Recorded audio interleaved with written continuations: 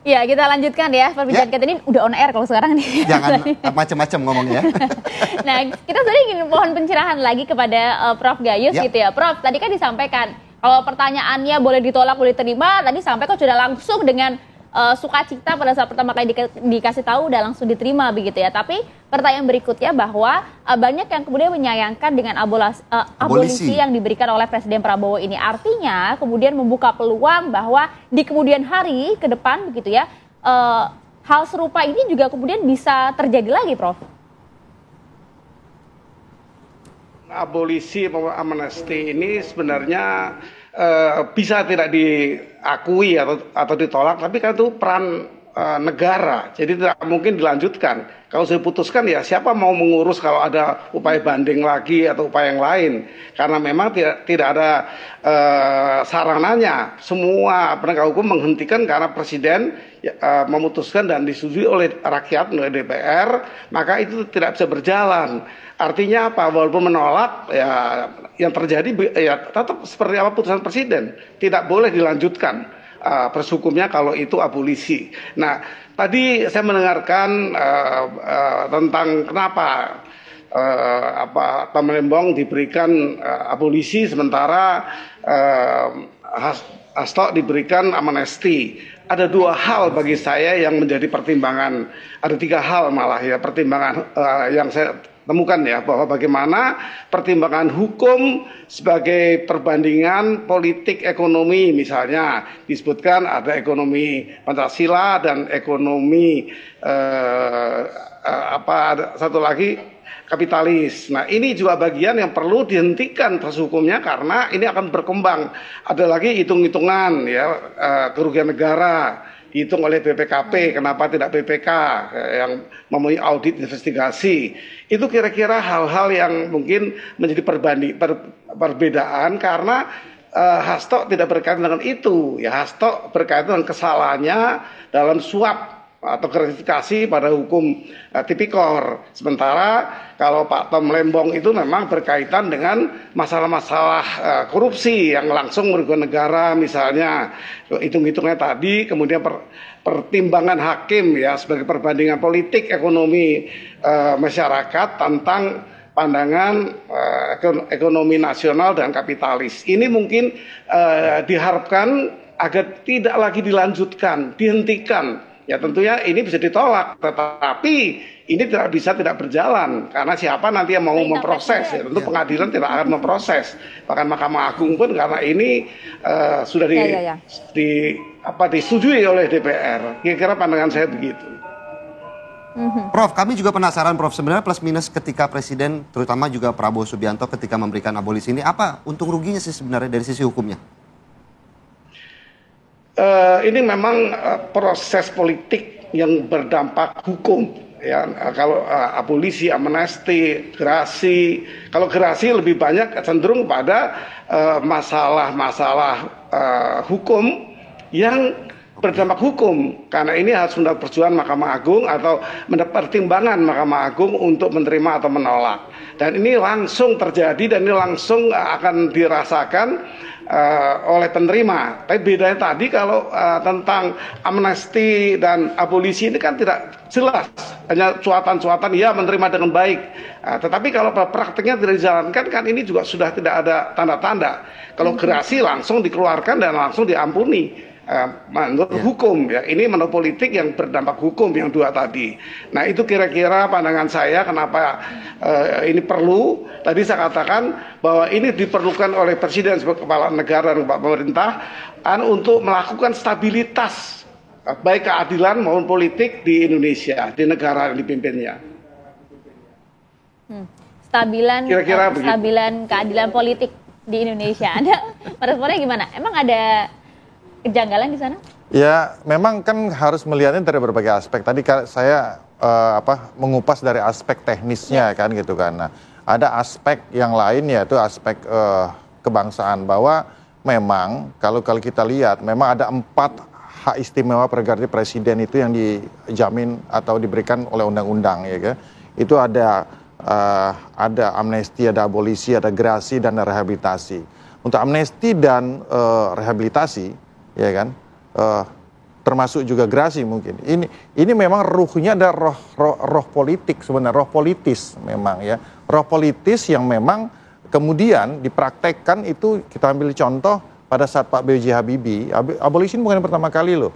Ya kan, Mokhtar Papahan pernah diberikan abolisi oleh B.J. Habibie. Kemudian Sri Bintang Pamungkas juga masalah itu. Jadi memang aspek politis rekonsiliasi itu, ya aspek politik kebangsaan itu memang menjadi ruh daripada abolisi amnesti, ya terutama abolisi kan dan amnesti itu sendiri, karena memang itu memang ruh undang-undang itu dan itu hak prerogatif presiden. Ya, nah maka oleh karena itu ya kan saya bisa katakan bahwa memang kalau kita melihatnya cuma dari aspek politik ya kan, yang aspek politik praktis ya nggak bisa juga kita melihat seperti itu, bahwa sebagai seorang kepala negara itu memikirkan ada soal kebangsaan ya. Politisi mikirin soal pilpres. Nah itu bedanya. Jadi, sebagai seorang kepala negara dia memikirkan kebangsaan, keutuhan bangsa ini. Dia tidak melihat ke belakang bahwa Tom Lembong, bahwa Hasto adalah kompetitornya ya kan, yang mendukung kompetitor itu, tidak melihat. Dia melihat ke depan bahwa, dan belum lagi masalah riak-riak ini yang akan menjadi polarisasi. Jangan salah juga, di amnesti itu juga ada juga kawan-kawan kita, saudara-saudara kita, orang kecil yang terkena masalah undang-undang ITE. Ya, jadi kita harus juga lihat bahwa bagaimana pola politisasi ya yang terjadi dari zaman ke zaman. Kalau di zaman dulu menggunakan instrumen subversif, ya kan? Kemudian instrumen undang-undang ITE, kemudian instrumen undang-undang tindak pidana korupsi.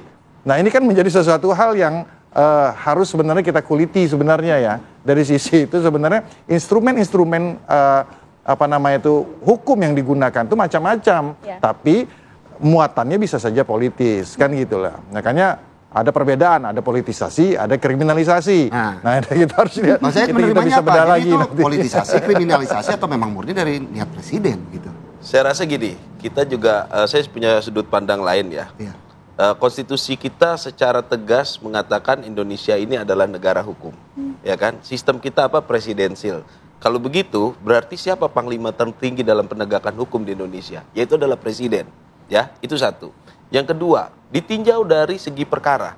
Apakah layak perkara dengan fakta persidangan? Ini udah disidangkan ya. Ya. Jadi kalau abolisi itu biasanya sebelum penuntutan atau pada saat penuntutan gitu kan, dan sebelum putusan lah paling tidak. Ini kita udah disidangkan dan dalam fakta persidangan sudah terbukti, ya kan? Tidak ada fakta-fakta atau bukti-bukti yang menyatakan Pak Tom Lembong ini telah melakukan tindak pidana korupsi. Ya. Sorry saya potong. Informasinya Bang Said ini membawa data fakta persidangan gitu yang mungkin bisa Bukan, ini adalah putusan presiden ya. Keputusan presiden nomor 18 tahun 2025 tentang pemberian abolisi, ya kan? Nah, ini mengingatnya adalah pasal 4 ayat 1 dan pasal 14 Undang-Undang Dasar. Jadi 14 ayat 2 Undang-Undang Dasar Negara Republik Indonesia yang di sini memutuskan keputusan tentang abolisi terhadap Pak Tom Lembong gitu. Nah, di putusan ini memang pertimbangannya adalah pertimbangan yuridis, pertimbangan hukum ya, tidak Artinya ada pertimbangan tidak ada pertimbangan politik gitu. Walaupun saya tidak memungkiri ada proses politik terhadap putusan abolisi ini. Tapi saya ingin kembali kepada ranah hukumnya gitu, karena kita sebagai tim penasihat hukumnya Pak Tom Lembong ini, apakah setelah fakta-fakta persidangan yang demikian itu Pak Tom tetap dinyatakan bersalah, lantas Presiden Republik Indonesia selaku Panglima tertinggi penegakan hukum ini tidak bisa mengambil sikap atas keresahan masyarakat terkait putusan yang justru sangat tidak adil dan tidak fair gitu, dan ini bisa berdampak pada semua. Nah, disitulah kenapa Presiden perlu mengambil tindakan. Ini kita murni konstruksi hukumnya. Kita juga murni ke konstruksi hukumnya, kita mohon pencerahan juga nih Prof Gayus. Artinya kan dengan adanya abolisi ini tidak kemudian mengartikan bahwa profesionalitas hakim dipertanyakan di sini, tidak kan? Begini, kalau namanya abolisi dengan artian penghapusan proses hukum, semua proses hukum tidak boleh dilanjutkan. Artinya semua putusan ya harus dihilangkan dalam proses hukum. Namun kalau ada keluhan tentang bagaimana hakim ini tidak adil, hakim ini menyimpang dari kode etik, ini semua ada instrumennya. Ini di luar abolisi memang. Jadi ini adalah sebuah pandangan hakim unprofessional misconduct. Jadi hakimnya tidak profesional. Ini ada jalurnya, yaitu pengaduan-pengaduan mengenai etika hakim ketika mengadili berat sebelah, tidak memberikan kebebasan kepada terdakwa misalnya. Ini semua jalurnya bukan upaya hukum, tapi ini adalah satu pandangan tentang etika hakim. Ini masih terbuka kalau ini, karena ini abolisi tidak masuk kepada etika, hanya tidak boleh melanjutkan proses hukum atau tidak. Dilanjutkan lagi proses hukum kepada yang menerima. Yang menerima setuju apa tidak itu tergantung yang menerima, tetapi tidak mungkin ada celah untuk bisa melakukan upaya hukum lanjutan seperti itu. Oke, ya. Artinya sudah jelas ya, itu adalah dua hal yang jelas. berbeda ya. Ada dua hal Hari yang ini ada kegiatan apa, Mas Zaid? Ya, insya Allah secara resmi kita akan melanjuti laporan-laporan kita sebelumnya, baik ke Komisi Yudisial, ke Mahkamah Agung, juga ke Ombudsman. Tolong jangan dilupakan itu. Jadi tidak cuma hakim yang kita laporkan, tetapi auditor-auditor BPKP yang bekerja menurut kita tidak profesional itu kita laporkan juga ke Ombudsman. Itu kan sah-sah saja boleh saja sebagai kuasa hukum ya kan. Dua hal yang berbeda. Dua hal yang berbeda. Ada ranahnya masing-masing gitu ya. Oke. Kita kasih Singkat, pesan bahwa Pak Prabowo menggunakan ini kita harus bedakan, ada lembaga yudikatif, legislatif, dan eksekutif. Peran beliau itu kan di eksekutif, ya kan, instrumen eksekutif yang digunakan. Kenapa ini beliau lakukan itu? Ya karena menggunakan instrumen pasal 14 ayat 2 Undang-Undang Dasar 1945 itu karena itu yang hanya bisa beliau lakukan. Tidak bisa beliau mencampuri proses peradilan yudikatif kan, oleh karena itu. Dan saya rasa seperti itu. Oke, cukup jelas hari ini ya. Jelas ya bagaimana. 3 SKS nih. Terima kasih banyak Mas Zaid. Terima kasih. Dan juga Prof, terima kasih telah bergabung bersama kami di Apa Kabar Indonesia Pagi hari ini. Dan di segmen selanjutnya pemirsa kami akan hadirkan sejumlah informasi menarik. Ada apa? Maria Segaf. Nah ini dia, ini cukup miris ya. Kita nanti akan hadirkan bagaimana informasi yang menyayat hati pemirsa, seorang ibu rumah tangga di kota Bengkulu tewas dibunuh oleh anak perempuannya yang masih remaja. Kami hadirkan informasinya saat lagi untuk Anda.